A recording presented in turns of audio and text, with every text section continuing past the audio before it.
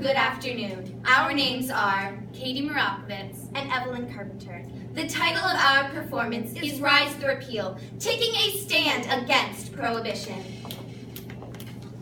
Look over there, a busy saloon, filled with men who lied they'd be home soon. Just wait till 1920. Booze gets banned and we're alcohol free.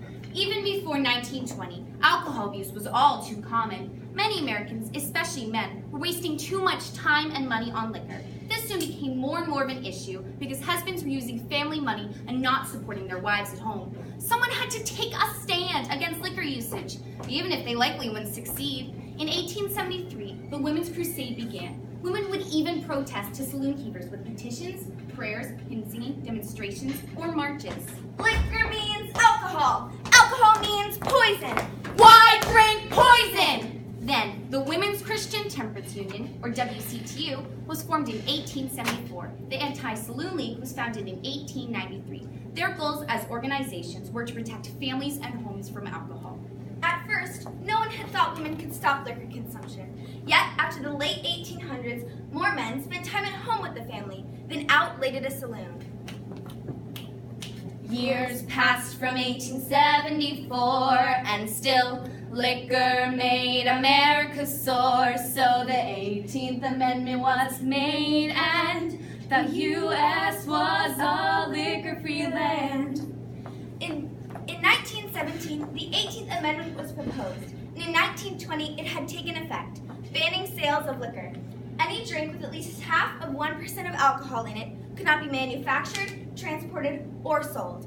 On July 22, 1919, the Volstead Act, or Prohibition Act, was passed, giving permission towards enforcement of the law. Extra, extra, read all about it! January 17, 1920, 18th Amendment officially takes effect. No more process and transport, no selling liquor! And what if I would sell liquor? How would the police know? Police raids are occurring. Hey, we have hope though. There's always the Association Against the Prohibition Amendment. Think they have a chance to stop this? Not a chance! Although many commoners disobeyed the law, there were also gangsters who completely supported the increase of organized crime. And the most despicable of the gangsters was Al Capone. He was a very successful businessman. I organized everything great in this world, especially bootlegging. The people wanted liquor, and I supplied it. In 1925, I even became the leader of the Torrio gang. I'm a bootlegger and a gambling man, and ain't nobody gonna foil his plan. Prohibition has made nothing but trouble, so if you don't bring hooch back, then I'll make it double. The country wanted booze, and I organized it, so why am I the public enemy? Capone represented all things temperance supporters.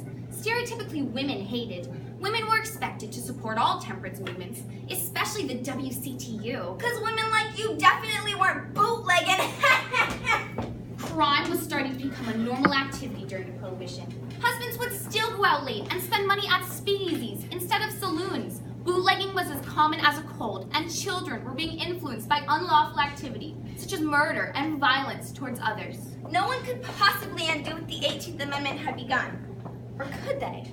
Mrs. Pauline Morton Sabin contradicted stereotypes of liquor and took a stand for repeal against common opinions.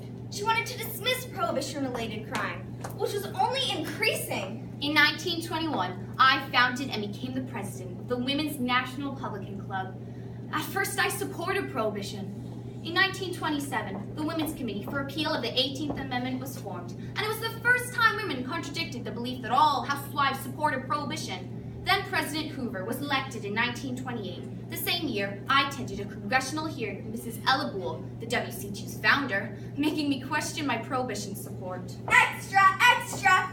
February 14th, 1929. Chaos, crime, corruption. Capone leads the Valentine's Day Massacre. This is the future of our children! Worse, the Great Depression began, and the Prohibition was no longer any American's top priority. About 25% of all Americans lost their jobs. It wasn't just the recession, it was the Great Depression. The stock market crashed. Treasury enforcement, which was just unenforceable. America was officially in more chaos than ever. There were so many groups against alcohol, the WCTU and more. Oh, yet here I am watching America fall. Pauline, you have to know what you're for. Do you really think the WCTU knows what's always best for our country? No, so stop crying about all your woes and lead the people to rise for repeal. It's time for change. The prohibition was never enforceable. Violence is everywhere, yet politicians continue to drink. It's time someone took a stand for what's right. In April 1929, Pauline Sabin committed herself to take a stand against prohibition. By May 29, 1929, the Women's Organization for National Prohibition Reform, also known as WOMPR, was officially founded by Mrs. Pauline Morton Sabin as chairman and many of her friends.